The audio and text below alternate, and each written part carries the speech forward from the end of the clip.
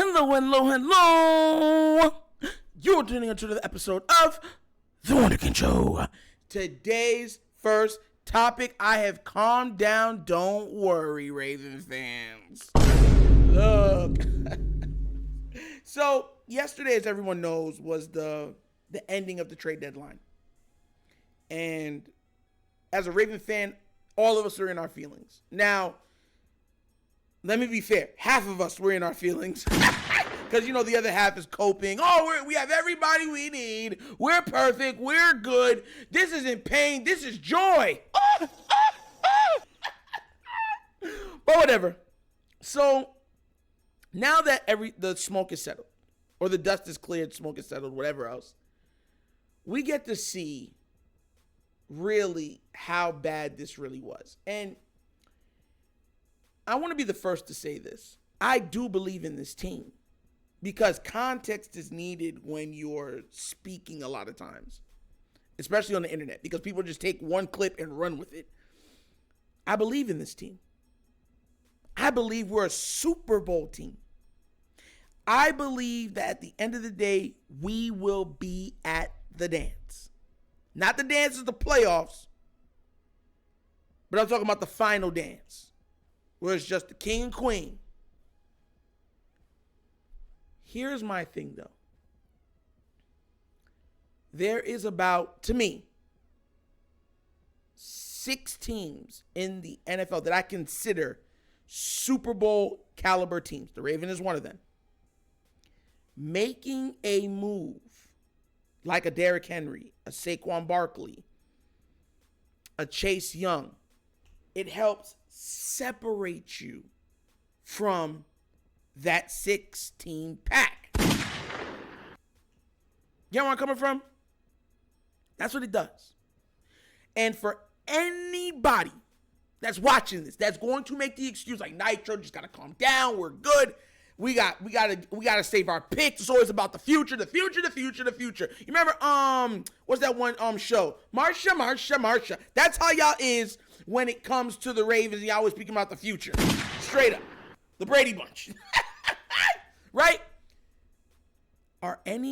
What's the guarantee that the player that you get in the 3rd round? Because for what I'm understanding, they had to hurry up and redo Derrick Henry's contract, but they wanted like a 3rd or a 4th for him. What player in the 3rd or 4th round is worth Derrick Henry? And it came out. See, I like facts. You're going to say, well, Nitro, you don't really know. Fine. Let's deal in facts. Because I always have the ace up my sleeve. Chase Young for a 3rd round. Conditional pick. You're telling me we couldn't have done that? These are the things that I'm trying to say when you're really trying to go and get it all. It's the same thing I had said with the Mike Evans and D-Hop thing. They're like, oh, we got OBJ, we'll be fine. It's like, if you have the opportunity to add a player of D-Hop's caliber, you do it. Everyone's like, oh, well, you're acting like this is Madden. It has nothing to do with a video game. It's going out there and making the moves that need to be made to put you in the best position to be the most dominating football team you can be. I said it in the last episode. It's hedging your bets. Like, yo, you got Lamar. Great. You got Justin Tucker. Great. You got number 0 in the middle. Great. But guess what? You might want a little more. Because these teams are stacking. The 49ers, and I made the joke that the 49ers got Chase just to lose to the Eagles in the NFC Championship game, right? And the funny thing is I could be wrong. The 49ers could very well make it to the Super Bowl. Very well make it to the Super Bowl. And it could be a rematch of the Ravens versus 49ers. And why? Because they have unbridled talent at every level of the team. Same thing with Philly. So please do not tell me, we got to protect our draft picks. Because you know what my Uno reverse card to you is? Look at Philadelphia. What's your excuse for Philadelphia? They paid their quarterback. They have a high-priced wide receiver, right? They have a young, upcoming wide receiver. They got a good tight end. They got linemen. They got D linemen. They paid their corner. They paid their safety. They just traded for another safety. Like, bro. So, and guess what? They still somehow retained almost all of their draft picks. So do not tell me it's impossible. This ain't the Black Cinderella. Impossible. Impossible. Y'all remember that? With Brandy and Whitney? Like, seriously. And it's not too much of wanting your team to do that. I'm cool, I'm calm, I'm collected. Y'all like, nah, no, you're not Nitro. I really am. I really am right now. I'm cool. I'm just making the point of why people feel the way that they do. And it's understandable. We always go for good enough instead of just being great. What is the problem with being great? I want to remind everyone, you know what I'm saying, we were dangling losing Lamar Jackson because we're content with being okay. At the end of the day, the goal is to win a Super Bowl. You should be doing everything within your power to win the Super Bowl. Now, am I saying EDC's been terrible? No. I gave him a good grade for this past offseason. I thought that he did well in the draft. I thought that he did well with getting some other pieces. As you've seen, the pieces that he acquired aren't bad. Clowney, the other D-end, like they're all good. So I'm not saying he's done bad. Make no mistake, this is called context. I'm not saying EDC did bad at all. What I'm saying is he could have done more. You ever seen, for anybody that has children, matter of fact, for anybody that's went to school, you ever done a test and you're like, bro, I just need to study enough and I'll get a B. And you're content with a B, but your parents will be like, well, if you just would have pushed a little harder, you could have got an A. But a B is good enough. A B is good. Like, who's going to say anything about a B?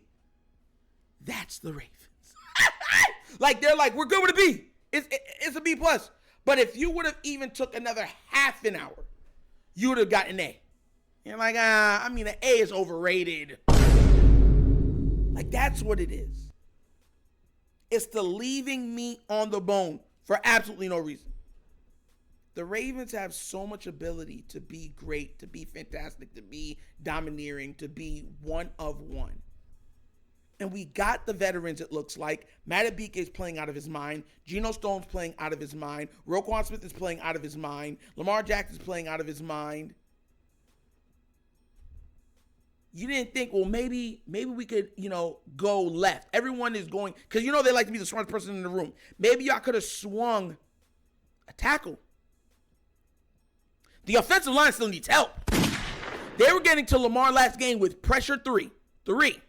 Sometimes they would make it look like pressure, like it's going to rush 5, and then it'll just be 4, and they were getting it to Lamar quick. Consistently. That's a problem. I wouldn't have been against that. I would have listened. Oh, yeah, I'm saying I wanted that, but if it's to protect Lamar, go ahead, do what you got to do. That's what I'm saying. They're like, the O-line's good enough. Running back squad, they're good enough. Wide receiver corps, they're good enough. All I'm asking is that we could have done more. And by doing more, it would have gave us a greater chance of winning a Super Bowl. It would have given us more leeway in mistakes made because talent makes up for mistakes. Especially in the NFL. But hey, what do I know, right? And the funny thing is, I'm going to end it on this. Ball never lies. You see what happened with the Raiders? How they got rid of their general manager and coach? They made no big trade. They could have got massive deals, massive acquirement of deal for Devontae Adams or Josh, right? The running back. They could have got massive deals for either one of them, and they made no moves. And it's already a cash-strapped organization. So the owner was just like, bro, y'all know we're not even winning. We're losing. We could have got more draft picks, whatever else it is, and y'all made no moves. Fired! Yo, I swear, coaching in the NFL equals qualified immunity. McDaniels has been a horrible coach, horrible head coach, and he keeps getting opportunity after opportunity after opportunity, and he's been a flaming absolute wreck everywhere he's gone. And he's probably still collecting checks from the Broncos because coaches' checks, those big contracts they sign are fully guaranteed. Fully guaranteed. So even if he gets fired, he's still getting all that money. Like, John Gruden's still getting all the money from the Raiders. Like, that's why he's good.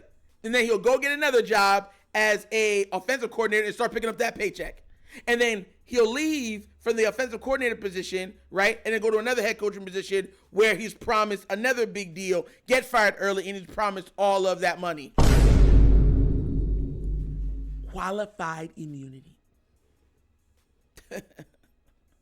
Yo, Bieniemy better get a job. But as always, we're gonna end like this. That's an episode of the Wunderkind Show. Thank you for watching. You know how we get down. We have fun and we laugh, but everything we talk about rooted in what? Facts and truth. Please remember, like, subscribe, hit that notification bell, leave a comment. You know I love the comments. And if you're not done so already, check out the Wunderkind Show's Patreon. Yes, 3 tiers of content goodness. Wait, if you're consumptive, give it a look, give it a try. Let me know what you think. And if you want to help donate to the channel, your donations have helped buy iPads, boxes. The boxes are external hard drives, so I'll call them the box. But external hard drives for information to save all the episodes.